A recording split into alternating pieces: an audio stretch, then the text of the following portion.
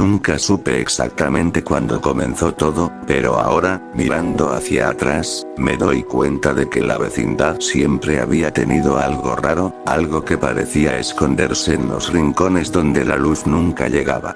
No era solamente la humedad que subía por las paredes, ni los crujidos nocturnos que parecían pasos que nadie daba. Era una sensación más profunda, como si la vecindad estuviera viva, respirando, observándonos. Yo era apenas un niño, y aún así puedo recordar cada detalle de aquella tarde. La manera en que el aire se volvió pesado, casi pegajoso, como si hubiera algo invisible flotando entre nosotros. No hacía calor, pero sudaba. Había silencio, demasiado silencio, ese tipo de silencio que presiona los oídos y que te obliga a escuchar tu propio corazón golpeando con un ritmo que no quieres oír. Esa mañana habían llegado varios adultos que no solían coincidir al mismo tiempo. Don Ramón, tratando de ocultarse de todo el que pudiera pedirle algo. Doña Florinda, arreglando cada rincón como si esperara una visita importante. El profesor Girafales, cuya sombra alargada parecía desvanecerse de manera extraña contra las paredes. Y también doña Clotilde, que siempre caminaba como si sintiera cosas que los demás no podían ver. Pero lo que más recuerdo es la llegada del señor Barriga y de Ñoño. Él venía a cobrar la renta, como siempre, pero esa vez llegó con un cansancio distinto en los ojos, un agotamiento que no era físico, sino algo más. Como si hubiera pasado noches enteras sin dormir, escuchando cosas que no quería recordar. Ñoño, por su parte, estaba callado, terriblemente callado. No sonreía, no se quejaba, no decía nada. Solo observaba. Observaba con una intensidad que daba miedo. No sé por qué, pero cada vez que lo veía ese día, sentía un escalofrío en la espalda, un frío que subía lento, como una advertencia. Era como si Ñoño se hubiera convertido en otra persona, o más bien, como si la persona que creíamos conocer hubiera estado fingiendo todo el tiempo. Yo me quedé sentado cerca del barril, desde donde podía mirar casi toda la vecindad. Kiko jugaba con un balón, pero incluso él parecía inquieto, como si escuchara murmullos que yo no alcanzaba a distinguir. Patty había pasado un momento con su tía Gloria, pero ambas se retiraron temprano, diciendo que el ambiente se sentía pesado. Esa palabra se quedó flotando en el aire. Pesado. De pronto, Jaimito el cartero apareció arrastrando su bicicleta, sudando más de lo habitual. Dijo que prefería evitar la fatiga, pero yo noté que su mirada iba sin querer hacia los pasillos oscuros, como si hubiera visto algo ahí. Algo que no quería mencionar. Y en medio de todo eso, el señor Barriga parecía cada vez más incómodo, como si sintiera que alguien lo seguía, aunque no hubiera nadie detrás de él. Incluso se giró varias veces, respirando hondo, intentando reírse de su propia paranoia. Pero no era paranoia. Lo supe cuando lo vi. Estaba sentado a la sombra de una columna, y aunque parecía la misma figura regordeta y tranquila de siempre, algo en él había cambiado. Sus ojos no eran dulces, no estaban llenos de inocencia. Tenían una oscuridad que parecía absorber la poca luz que quedaba en la vecindad. Y cuando el señor Barriga se acercó a él para decirle algo, Ñoño levantó la mirada muy lento. Esa mirada. No puedo explicarla sin sentir que se me encoge el pecho. No era odio. Tampoco tristeza. Era una especie de vacío, como si su interior hubiera sido reemplazado por algo que solo entiende el hambre. No un hambre normal, sino uno que no se saciaba con nada que un niño debería comer. Yo observaba todo desde el barril, sintiéndome cada vez más atrapado por la sensación de que algo terrible estaba a punto de suceder. Las sombras se alargaban de un modo extraño, retorciéndose como si quisieran tocar a quienes pasaban cerca.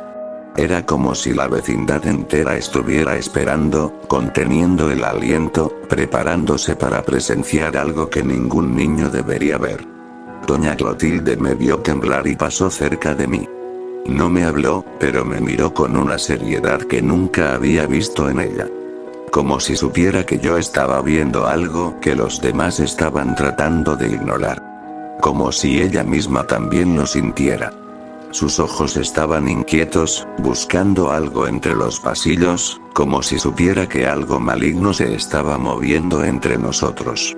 Entonces lo escuché. Un sonido tenue, casi imperceptible, viniendo desde uno de los cuartos que el señor Barriga había pasado a revisar. No era un grito, no era un golpe. Era un sonido húmedo, irregular, como si alguien estuviera masticando. No quería imaginarlo. No quería hacerlo. Pero mi mente lo hizo de todos modos. El señor Barriga había entrado para revisar un cobro atrasado, o al menos eso dijo. Ñoño lo siguió poco después, en silencio. No pasó ni un minuto cuando ese sonido empezó. Un ritmo lento, inquietante, que hacía que el aire pareciera más espeso todavía. Intenté acercarme, pero mis piernas temblaban tanto que apenas pude mantenerme de pie.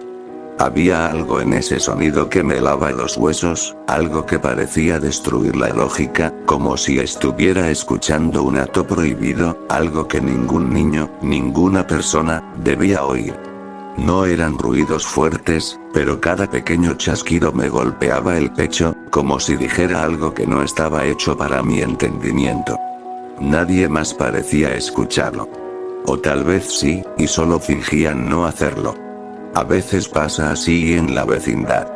Cuando algo da demasiado miedo, todos prefieren fingir que no existe. Yo sabía que pasaba algo horrible tras esa puerta. Algo que cambiaría todo para siempre. No había gritos. No había forcejeo. Solo ese ritmo lento, constante, paciente. Como si el tiempo mismo hubiera dejado de moverse. Como si Ñoño, en su silencio monstruoso, estuviera saciando ese hambre que llevaba días creciendo dentro de él. Y yo seguí escuchando. Porque no podía moverme. Porque algo dentro de mí se rompió. Porque supe, aunque no lo quisiera aceptar, que el señor Barriga ya no iba a salir de ahí. No como había entrado. Y lo peor de todo es que, muy en el fondo, sentí que Ñoño sabía que yo estaba escuchando. Que sabía que yo era el único que tenía miedo de verdad. Porque cuando el sonido se detuvo, sentí su mirada desde el otro lado de la puerta. Una mirada que no necesitaba atravesar madera para alcanzarme. Una mirada que decía que él no había terminado. Que apenas estaba empezando. Nunca supe cuánto tiempo estuve allí, paralizado frente a esa puerta cerrada, escuchando el silencio posterior a lo que había ocurrido adentro. Era un silencio antinatural, denso, como si todo el aire hubiera sido drenado del cuarto y de mis pulmones. Me dolía el pecho de tanto contener la respiración, y aún así no podía dejar de hacerlo, porque sentía que si exhalaba muy fuerte, algo podría escucharme. Algo que no quería que supiera que yo seguía afuera. No soy bueno para entender las cosas, pero incluso yo sabía que lo que estaba del otro lado no era simplemente un niño. Era otra cosa, disfrazada con la piel de alguien que yo creía conocer. Y aunque nadie me lo dijo, yo supe desde ese instante que el señor Barriga ya no estaba. No de la forma en que debería. Lo supe porque, cuando ese silencio comenzó, sentí un vacío como el que queda cuando se apaga una luz. Algo se había ido para siempre. Recuerdo que di unos pasos hacia atrás, uno a la vez, sin apartar mis ojos de la puerta, como si temiera que se abriera de golpe. Pero no fue así. La puerta siguió cerrada, quieta, como si nada hubiera pasado. Eso era lo peor. Lo normal que parecía todo desde afuera. Ninguna señal, ninguna sombra, ninguna mancha. Nada. Y sin embargo, ese silencio decía más que cualquier grito. No sé en qué momento el resto de la vecindad comenzó a inquietarse. Tal vez sintieron el mismo peso que yo sentí, o tal vez presintieron que algo había cambiado. Don Ramón apareció en el pasillo, rascándose la cabeza y mirando hacia el cuarto del señor Barriga con una tensión extraña, como si un presentimiento le tirara de los huesos. Doña Florinda dejó de regañar a Kiko, que seguía temblando sin razón aparente. Incluso el profesor Girafales dejó de intentar disimular el temblor de sus manos. Pero nadie se atrevió a abrir esa puerta. Doña Clotilde se adelantó un poco. Yo la vi observar el marco de madera como si pudiera ver a través de él. Y sé que vio algo, porque inmediatamente retrocedió, presionándose las manos contra el pecho, sin emitir palabra. Solo negó con la cabeza, despacio, como si aceptara que nada podía arreglar lo que ya se había roto. Mientras todos discutían en susurros, yo volví a sentirlo. Esa sensación en la nuca, como si me estuvieran observando. Giré la cabeza hacia uno de los corredores más oscuros, y aunque no había nadie visible, una sombra pareció moverse, lenta, arrastrándose como una presencia que respiraba a destiempo. Y entonces la puerta se abrió. No con un golpe, ni con estrépito, ni con prisa. Se abrió despacio, como si la mano que la empujara disfrutara cada segundo del proceso. Una rendija al principio. Luego un poco más. Y más. Hasta que el interior se volvió visible, envuelto en una penumbra imposible, como si la luz misma se negara a entrar allí. Y de esa oscuridad salió Ñoño. Se veía igual. Exactamente igual. Su ropa estaba intacta, sus manos limpias, su cara tranquila. Un niño común y corriente. Pero sus ojos no eran suyos. Eran profundos, vacíos, como dos pozos sin fondo donde la luz se hundía y no regresaba. Y lo que me heló la sangre fue su expresión. Una serenidad absoluta, como si nada de lo ocurrido hubiera sido extraño para él. Como si aquello hubiera sido natural. Todos dieron un paso atrás. Menos yo. Yo me quedé donde estaba, atrapado entre el terror y la incapacidad de moverme. Ñoño miró alrededor, despacio, como reconociendo cada rostro. Y cada vez que su mirada pasaba por uno de los vecinos, estos bajaban la cabeza o desviaban los ojos, incapaces de sostenerle la vista. No sé si era miedo o una intuición más profunda. Que algo antiguo, algo que no pertenecía a nuestra realidad, estaba usando ese cuerpo como disfraz. Cuando sus ojos finalmente se posaron en mí, supe que él recordaba que yo había escuchado. Que yo había sido testigo. No necesitó palabras. No necesitó gestos. Su mirada lo dijo todo. Sé lo que escuchaste, sé que lo entendiste, y sé que no puedes huir. Los adultos intentaron hablarle, pero sus voces sonaban débiles, torcidas por el miedo. Don Ramón fue el único que se acercó un poco, tratando de mantener la calma, pero incluso él retrocedió cuando Ñoño dio un paso hacia adelante con una tranquilidad aterradora. No atacó. No gritó. No hizo nada. Solo caminó con una normalidad que resultaba peor que cualquier violencia. Pasó entre todos, descendió los escalones del patio, cruzó la salida de la vecindad. Y se fue.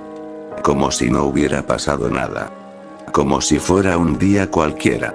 Lo dejamos ir. Nadie lo detuvo. Nadie se atrevió a seguirlo. Y fue entonces cuando entramos al cuarto. No diré lo que vimos, porque no puedo. No por miedo a contarlo, sino porque mi mente lo ha borrado como defensa. Solo recuerdo las reacciones. El gemido ahogado de la doña Florinda, el temblor incontrolable de Jaimito, el profesor Girafales cubriéndose la boca para no caer de rodillas. Había algo allí que confirmaba lo que yo ya sabía desde antes de que la puerta se abriera. El señor Barriga no volvería a caminar por nuestra vecindad. El resto del día fue un caos silencioso. No hubo policías, no hubo ambulancia, no hubo nada. No porque nadie llamara, sino porque, por razones que aún no comprendo, nadie pudo hacerlo. Los teléfonos no funcionaban. Las puertas que daban a la calle parecían no abrirse del todo. Era como si la vecindad, en su esencia más profunda, hubiera decidido absorberlo todo, borrar el rastro, proteger al monstruo que había cobrado forma entre nosotros. Cuando cayó la noche, yo seguía allí, sentado junto a mi barril, temblando. Las sombras parecían acercarse, susurrando cosas que no podía entender. Y en algún momento, entre esos escombros de silencio, escuché pasos afuera. Pasos suaves, seguros. Pasos de un niño. Y supe que ñoño había vuelto. No a la vecindad. A mí. A buscar al único que había escuchado. A buscar al único que sabía demasiado. A buscarme para que yo también desapareciera en ese silencio imposible que se tragó a su padre. Y mientras escribo esto, sintiendo como las sombras se mueven a mi alrededor, entiendo que no tengo escapatoria. Nadie la tiene. Porque lo que sea que se llevó al señor Barriga, ahora tiene hambre otra vez. Y viene por mí.